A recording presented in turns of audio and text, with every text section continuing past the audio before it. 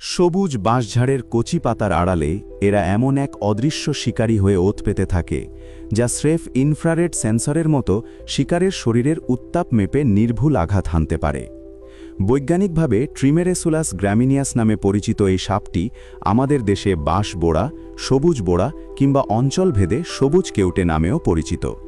এদের উজ্জ্বল পান্না সবুজ রং এবং ত্রিভুজাকার মাথা এদেরকে বনের লতাগুল্মের মাঝে এক অনন্য আভিজাত্য দান। এদের চোখের সামনে থাকা বিশেষ পিট বা গর্তগুলো মূলত এক ধরনের থার্মাল রাডার হিসাবে কাজ করে, যা দিয়ে এরা ঘুটঘুটে অন্ধকারেও শিকারের অবস্থান নিখুঁতভাবে শনাক্ত করতে পারে। এরা প্রধানত বৃক্ষচারী এবং এদের শক্তিশালী লেজটি গাছের ডালকে শক্তভাবে আঁকড়ে ধরতে এক বিশেষ আংটার মতো কাজ করে। এদের বিষ মূলত হেমোটক্সিক প্রকৃতির, যা সরাসরি রক্তকণিকার ক্ষতি করে। এরা অত্যন্ত ধৈর্যের সাথে ঘণ্টার পর ঘণ্টা নিস্পন্দ হয়ে বসে থাকতে পারে এবং সুযোগ বুঝে হঠাৎ বিদ্যুৎ গতিতে ঝাঁপিয়ে পড়ে ব্যাঙ, ছোট পাখি বা ইঁদুর শিকার করে বনের বাস্তুসংস্থান সচল রাখে।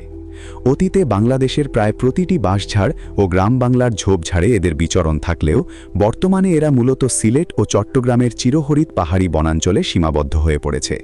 ক্রমাগত পাহাড় কাটা এবং বনভূমি উজাড়ের ফলে এই অপূর্ব সুন্দর প্রজাতিটি আজ তার নিরাপদ আবাসস্থল হারাচ্ছে। প্রকৃতির এই ভারসাম্য রক্ষাকারীকে টিকিয়ে রাখা আমাদের জীববৈচিত্র্যের জন্য অত্যন্ত জরুরি।